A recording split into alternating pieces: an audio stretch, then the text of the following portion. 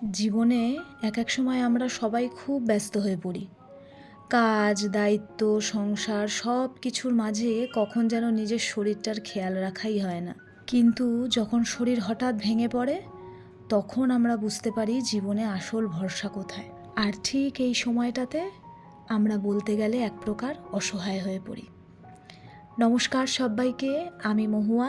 আরও একবার স্বাগত জানাই আপনাদেরকে একটা নতুন ভিডিওতে। শারীরিক অসুস্থতার জন্য আমাকে মায়ের কাছে আসতে বাধ্য হতে হয়েছে। আজকে প্রায় 3 দিন মতন হলো আমি মায়ের কাছে এসেছি। বেশ কয়েকদিন ধরে আমার শরীরটা একদম ভালো যাচ্ছে না। প্রথমে ভাবছিলাম হয়তো সাধারণ ক্লান্তি। আমরা তো অনেক সময় শরীর খারাপকে খুব একটা গুরুত্ব দিই না। এটা আমাদের মেয়েদের কিন্তু একটা খুব ভালো অভ্যেস। ভাবি একটু বিশ্রাম নিলেই হয়তো ঠিক হয়ে যাবে। কিন্তু দিন যেতে যেতে বুঝলাম বিষয়টা এতটাও সহজ নয়। শারীরিক দুর্বলতা যাচ্ছিলই না। মাথা ঘোরা, ক্লান্তি, বুক ধড়ফড় সব মিলিয়ে একদম কোনো রকম শক্তিই পাচ্ছিলাম না।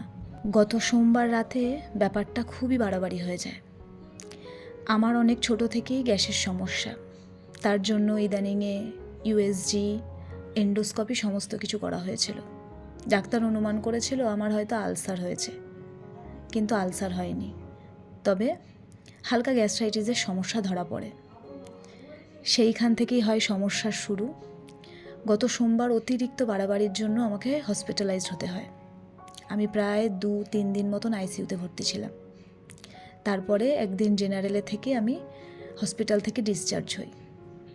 ভেবেছিলাম বাড়িতে গিয়ে হয়তো সমস্তটাই ঠিক হয়ে যাবে, তাই হসপিটাল থেকে আর মার কাছে যাইনি। কিন্তু একদিন বাড়িতে থেকে বুঝলাম কোনো কিছুই আমার দ্বারা পসিবল হচ্ছে না। আমি যেন কোনো কাজ করতেই পারছি না, গায়ে সেই শক্তিটাই নেই। শেষমেশ বাধ্য হয়ে শনিবার দিনকে আমি এসে পৌঁছালাম মায়ের কাছে। আর একটা জিনিস লক্ষ্য করবেন, যখন আমাদের মেয়েদের আমরা অসুস্থ হই, আমাদের যখন শারীরিক অবস্থা একদমই ভালো থাকে না, তখন কিন্তু খুব মায়ের কথা মনে পড়ে। এই সময়ে আমারও হঠাৎ মনে হলো এখন যদি মা পাশে থাকতো, মায়ের সেই ছোট ছোট যত্ন, সবসময় খেতে বলা, একটু মাথায় হাত বুলিয়ে দেওয়া বা অসুস্থ হলে পাশে বসে থাকা, এই জিনিসগুলো তখন আমার খুব বেশি করে মনে পড়তে লাগলো। তাই সেই জন্যও এক প্রকার মায়ের কাছে ছুটে আসা। আসলে সত্যি কথা কি জানেন তো, বড় হওয়ার পরে আমরা যখন একটা মেয়ে বিয়ে হওয়ার পরে একটা বাড়ির বউ হয়ে যাই, তখন তো সত্যি আমরা অনেকটাই বড় হয়ে যাই। তখন আমরা অনেকেই মনে করি আমরা সব কিছু একাই সামলে নিতে পারি। কিন্তু অসুস্থতার সময় আমরা বুঝি মায়ের ভালোবাসা আর যত্নের কোনো বিকল্প নেই। মায়ের কাছে এসে যেন মনটা হঠাৎ শান্তই হয়ে যায় আমাদের।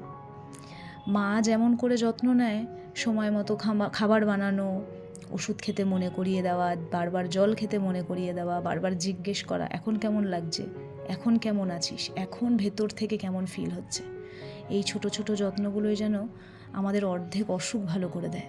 আর আমার জানেন তো, একটা সামান্য পেটে ব্যথা বা একটু জ্বর হলেও মনে হয় আমার মা যদি এসে আমাকে একবার ছুঁয়ে দেয়, তাহলে যেন আমি এক্ষুনি ভালো হয়ে যাব। এই জিনিসটা সব সময় আমি ফিল করতে পারি যে আমার মায়ের ছোঁয়ার মধ্যে যেন একটা আলাদাই অনুভূতি আছে। বাড়িতে যেহেতু সব সময় কাজ করি, তো তাই মায়ের কাছে এসে সব সময় বিশ্রাম নিতে একদমই ভালো লাগছে না। তাই টুকটাক মাকে হাতে হাতে এখানে কাজ করে দিচ্ছি। যদিও মা বাবা সকলে বকাবকি করছে, বলছে বিশ্রাম নিতে, যেহেতু আমাকে ডক্টরও বলেছে এখন একটু বিশ্রাম নিতে, কিন্তু পারছি না, বিশ্বাস করেন। যখনই দেখছি মা একা একা কাজ করছে, তখন মনে হচ্ছে একটু মাকে গিয়ে হেল্প করি। সব সময় শুয়ে থাকাটা আমার যেন একদমই ভালো লাগছে না। মা বারে বারে একটা কথাই বলছে, তুই সুস্থ হয়ে বাড়ি যা, তখন আবার কাজ করবি।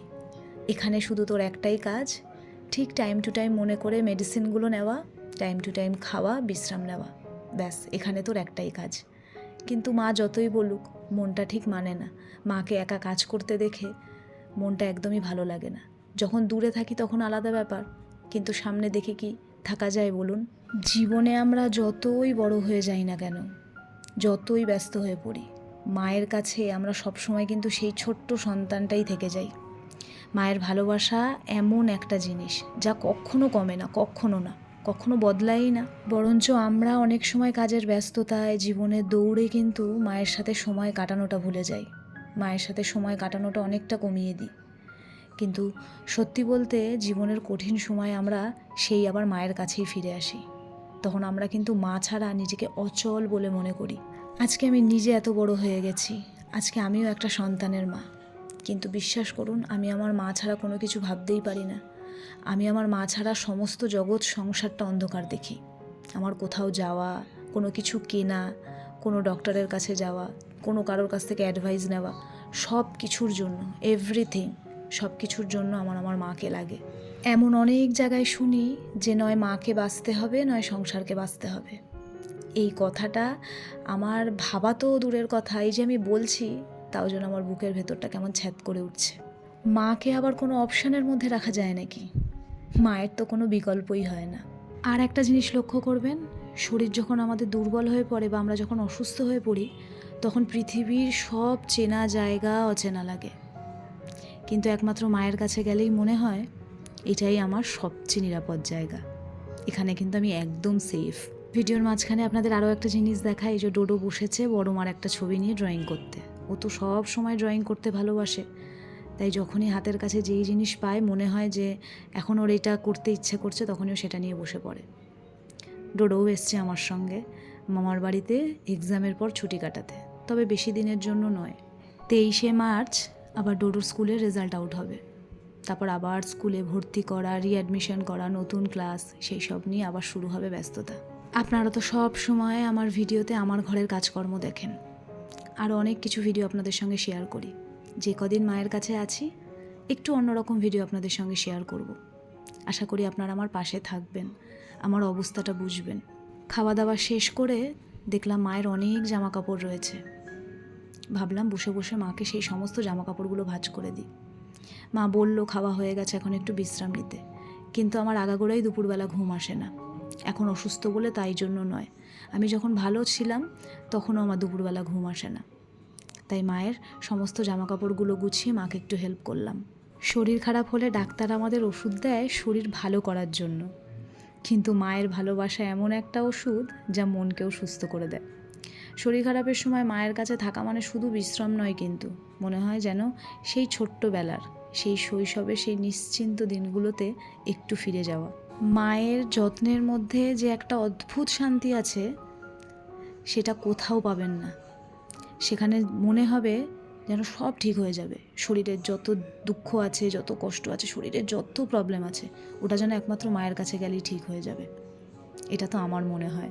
সবশেষে একটাই কথা বলার, পৃথিবীতে যত মানুষই থাকুক না কেন, মায়ের মতন কিন্তু কেউ চিন্তা করে না। মা মানেই আমরা ভালোবাসার একটা নরম ছায়ার নিচে বসে আছি, এমন একটা জিনিস ফিল করা। যাই হোক, আজকের ভিডিওতে আমার সারাদিনের টুকিটাকি যতটুকু কাজকর্ম, যতটুকু যা করেছি আপনাদের সঙ্গে শেয়ার করেছি। আশা করি আপনাদের ভিডিওটা ভালো লাগলো। সকলে পাশে থাকবেন, আবার পরে দেখা হবে।